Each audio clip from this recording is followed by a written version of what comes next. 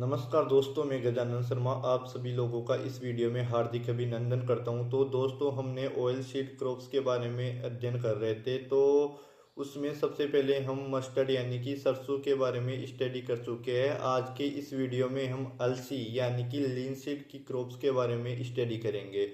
तो हम इस वीडियो में देखेंगे कि इसका बोटेनिकल क्लासिफिकेशन क्या होता है, इसका डिस्ट्रीब्यूशन क्या होता है, कौन से क्लाइमेट में कौन सी सोइल में इसकी खेती की जाती है, भूमि कैसे तैयार करते हैं, सीड रेट कितनी होनी चाहिए, सीड ट्रीटमेंट कैसे करते हैं, कितनी सिंचाइयों की आवश्यकता होती है, सोइंग मेथड क्या होता है। उसके बाद में हम डिस्कशन करेंगे कि इसमें कौन कौन से इंसेक्ट लगते हैं, कौन कौन सी डिजीज लगती है। उसके बाद में हम इसकी हार्वेस्टिंग व थ्रेसिंग के बारे में अध्ययन करेंगे और लास्ट में हम इसकी यील्ड और इसके स्टोरेज के बारे में अध्ययन करेंगे। तो सबसे पहले हम इसके बायोलॉजिकल डिस्ट्रीब्यूशन या बायोलॉजिकल क्लासिफिकेशन की बात करें तो इसका बोटेनिकल नेम लाइनम यूसिटेटिसिमम होता है और इसकी फैमिली लाइनेसी मानी जाती है और इसमें क्रोमोजोम नंबर 2 = 30 होता है। और इसकी उत्पत्ति यानी ओरिजिन की बात करें तो दक्षिणी पश्चिमी एशिया इसकी उत्पत्ति स्थान मानी जाती है।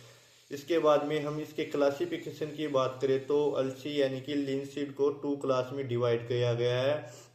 फर्स्ट है छोटे दाने वाली अलसी, इसकी खेती ऑयल प्राप्त करने के लिए की जाती है। और उसके बाद में दूसरी है यानी कि बड़े दाने वाली अलसी की खेती, इसकी खेती मुख्यतः रेशा प्राप्त करने के लिए की जाती है और इसमें 21% प्रोटीन, 38% वसा और 5% रेशा पाया जाता है। इसके बाद में हम इसके डिस्ट्रीब्यूशन की बात करें तो अलसी उत्पादन करने वाला प्रमुख देश अर्जेंटीना, सोवियत रूस, भारत, पाकिस्तान और संयुक्त राज्य अमेरिका है।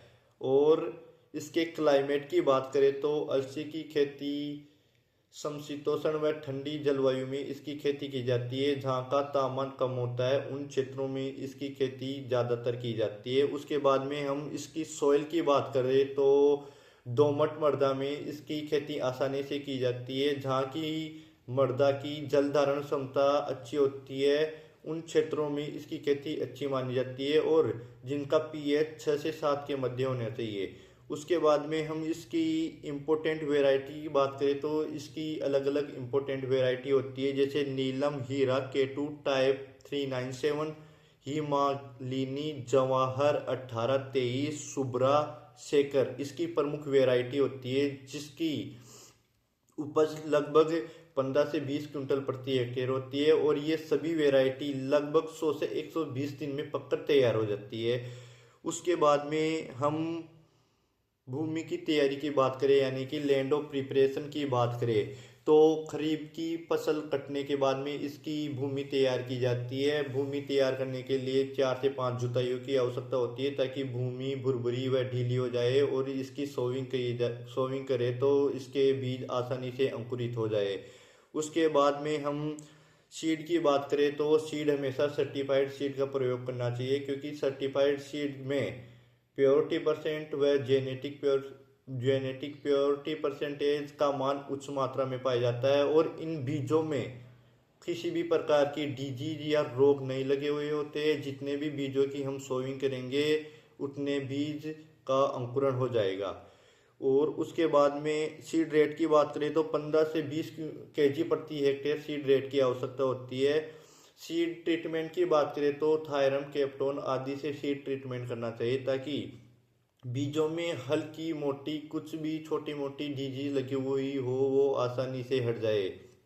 उस वैसे तो सीड ट्रीटमेंट 2 प्रकार से किया जाता है, एक तो फिजिकल सीड ट्रीटमेंट होता है, एक केमिकल सीड ट्रीटमेंट होता है। फिजिकल सीड ट्रीटमेंट में सोइंग से पहले बीजों को फर्श पर बचा दिया जाता है ताकि तापमान के कारण कोई भी डिजीज या रोग लगे हुए हो वो आसानी से हट जाए। उसके बाद में दूसरा होता है chemical seed treatment. Chemical seed treatment में बीजों में फंजीसाइड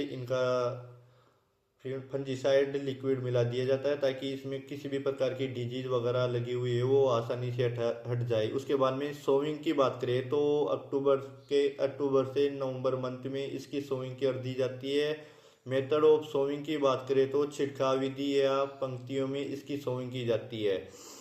उसके बाद में इरिगेशन की बात करें तो अलसी को 4 सिंचाइयों की आवश्यकता होती है। पहली सिंचाई 4 से 5 पत्तियां निकलते समय, सेकंड सिंचाई पत्तियों की ब्रांच या शाखाएं निकलते समय, थर्ड स्टेज है फ्लोरिंग आते समय यानी कि फूल आते समय इसकी सिंचाई करते हैं इसमें। फोर्थ स्टेज है फलियां बनते समय, पोड डेवलपमेंट के टाइम में इसकी फोर्थ इरिगेशन करते हैं।